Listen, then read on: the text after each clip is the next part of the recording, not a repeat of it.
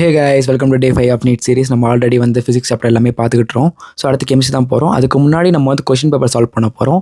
So நம்ம solve பண்ணனால நமக்கு என்ன பெனிஃபிட்னா, என்னென்ன கொஷின்ஸ் ஆல்ரெடி வந்திருக்கு, என்னென்ன டாப்பிக்லேருந்து வந்திருக்கா தெரிஞ்சிடும். ஸோ நம்ம என்ன பண்ணுவோம்னா, பேசிக்காக பயாலஜிலையும் கெமிஸ்ட்ரியுமே நிறைய டைம் வேஸ்ட் பண்ணிடுவோம். ஸோ ஃபிசிக்ஸில் மேக்ஸிமம் டைம் கொடுக்க மாட்டோம். ஸோ அதனால் நம்ம கெமிஸ்ட்ரியும் ஸ்டார்ட் பண்ணுவோம். எப்படி ஒரு கொஷினை வந்து எவ்வளோ ஃபாஸ்ட்டாக சால்வ் பண்ணுறது, லைக் அந்த கொஷனுக்கு ஒரு மெத்தட் யூஸ் பண்ணணும்னு கிடையாது, மல்டிபிள் மெத்தட்ஸ் இருக்குது. அது எப்படி சால்வ் பண்ணணும்னு பார்க்கலாம். இது நான் மட்டுமே பண்ண முடியுமான்னு கேட்டால் இன்னும் கொஞ்ச நாள் தான் இருக்குது நீட்டுக்கு. ஸோ கண்டிப்பாக முடியாது. ஸோ 2 பேராக பண்ண போகிறோம். ஸோ வீடியோக்குள்ளே போகலாம் கைஸ். ஹலோ கைஸ், நீட் பொறுத்த வரைக்கும் டைம் மேனேஜ்மெண்ட் தான் வந்து முக்கியம். பயாலஜி, கெமிஸ்ட்ரி இந்த ரெண்டுத்துலேயும் நம்ம எவ்வளோ டைம் வந்து சேவ் பண்ணுறோமோ அந்த டைம் தான் வச்சு நம்ம ஃபிசிக்ஸ் கொஸ்டின்ஸ்லாம் சால்வ் பண்ண முடியும். மேக்ஸிமம் பயாலஜி வந்து எல்லோரும் டைம் சேவ் பண்ணிடுவீங்க. கெமிஸ்ட்ரியில் வந்து டைம் வந்து கொஞ்சம் லேக் ஆகும். இந்த மாதிரி டைம் லேகை வந்து எப்படி குறைக்கலாம் அப்படிங்கிறத பொறுத்து இப்போ லைட்னிங் ஃபாஸ்ட்டில் வந்து எப்படி சால்வ் பண்ணலாம் என்னோடய வேலை நான் சால்வ் பண்ணி காமிக்கிறேன். ஓகே கைஸ், நம்ம இப்போ சால்விங் வந்து ஸ்டார்ட் பண்ணலாம். ஃபஸ்ட் கொஸ்டின் வந்து 2025 கேட்டிருக்க ஒரு ஃபிசிக்கல் கெமிஸ்ட்ரி கொஸ்டின். இதில் பார்த்தீங்கன்னா first if molar conductivity of a solution அப்படின்னு கொடுத்துருக்காங்க. மோனோபேசிக் வீக் ஆசிட் அப்படின்னு சொல்லிட்டு மோலார் கண்டக்டிவிட்டி ஆஃப் சொல்யூஷன் கொடுத்துருக்காங்க. அதுக்கப்புறம் வந்து இன்ஃபினிட் டைல்யூஷன் வந்து கீழே கொடுத்துருக்காங்க. இப்போ வந்து ஃபார்முலா படி பார்த்தோம்னா dissociation which is equal to molar conductivity of solution that is divided by molar conductivity of infinite dilution. இப்போ இது வந்து சொல்யூஷனோடது 90, இது divided by 400.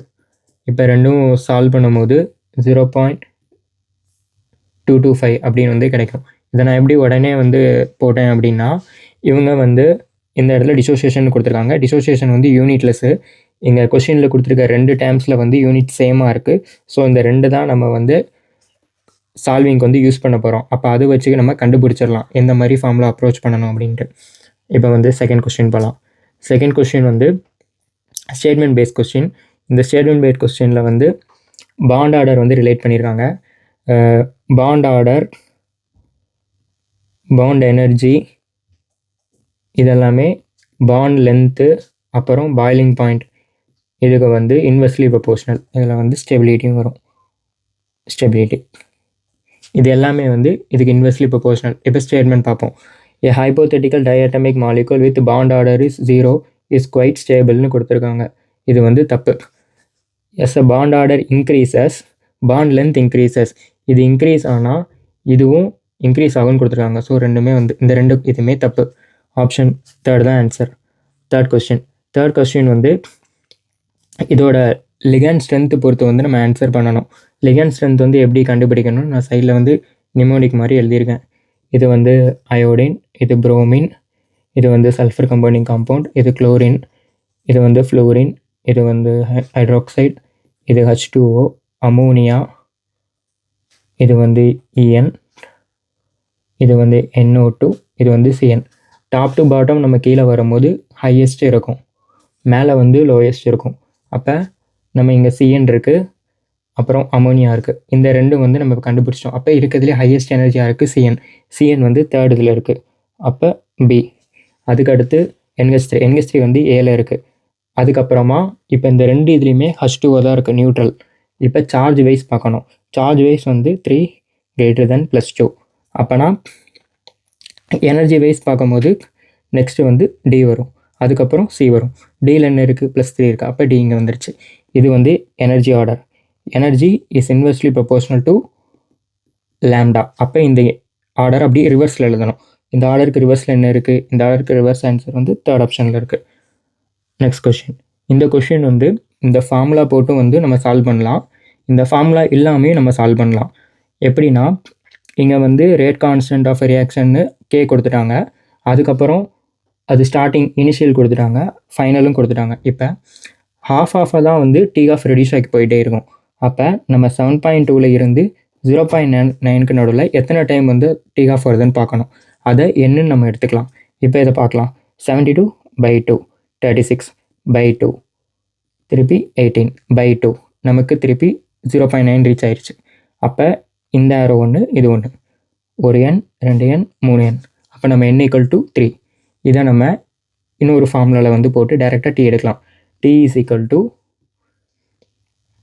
n into 0.693 divided by k. இப்போ நமக்கு n தெரியும், 3 into 0.693 டிவைடட் பை கே வந்து 0.03 கொடுத்துருக்காங்க. இந்த ரெண்டு கேன்சல் பண்ணும்போது கீழே 10⁻² வரும். மேலே வந்து இது போகும்போது 69.3 செகண்ட்ஸ் அப்படின்னு வந்து கிடைக்கும். இதே தான் நம்ம இந்த இதில் சப்ஸ்டியூட் பண்ணும்போதும் கிடைக்கும். பட் லாக் வேல்யூலாம் நம்ம இன்க்ளூட் பண்ணணும், which is very complex. So இந்த மெத்தட் ஃபாலோ பண்ணுறது நல்லது. அடுத்த கொஸ்டின் வந்து புக்கு இன்சைட் டேரெக்டாக கேட்குற கொஸ்டின். ஸோ இந்த கொஸ்டின் வந்து ஈஸியாக வந்து அப்ரோச் பண்ணலாம். இதில் வந்து குளோரோஃபார்ம் கொடுத்துருக்காங்க, அப்புறம் அனிலின் கொடுத்துருக்காங்க. குளோரோஃபார்ம், அனிலின் இந்த ரெண்டுத்துக்கும் நடுவில் வந்து டெம்பரேச்சர் டிஃபரன்ஸ், அதாவது டெம்பரேச்சர் டிஃபரன்ஸ் வந்து ரொம்ப அதிகமாக இருக்கும். அந்த பாயிலிங் பாயிண்ட் அப்படிங்கிற அந்த டெம்பரேச்சர் டிஃபரன்ஸ் வந்து ரொம்ப வந்து அதிகமாக இருக்கும். இப்படி ரொம்ப அதிகமாக இருக்கிறதுனால இந்த ரெண்டுத்தையும் சிம்பிள் டிஸ்டிலேஷன் பண்ணி எடுத்துடலாம். இந்த ரெண்டுத்தையும் நம்ம சிம்பிள் டிஸ்டிலேஷன் பண்ணிடலாம். அப்போ ஏக்கு வந்து 4th ஆப்ஷன் வரணும். 2 இது வந்து வருது. இதுக்கப்புறமா aniline and water. Aniline and water அப்படின்னா லைக் இப்போ வாட்டரில் அனிலின் போட்டால் அனிலின் மேலே இருக்கும். அப்போ மேலே இருக்கிறத வந்து எவாப்ரேட் ஆகி மேலே போகிற மாதிரி மெத்தட் பண்ணணும். அப்போனா ஸ்டீம் மெத்தட் பண்ணலாம். ஸ்டீம் மெத்தட் என்ன இருக்குது?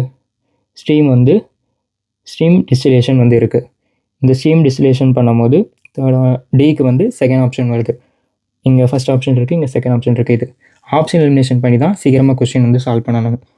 நெக்ஸ்ட் கொஸ்டின், இது வந்து கிரிக்னார் ரியேஜென்ட். கிரிக்னார் ரியேஜென்ட் பொறுத்த வரைக்கும் இந்த மாதிரி கொஸ்டின்ஸ் வந்து ஆஃப் கேட்பாங்க.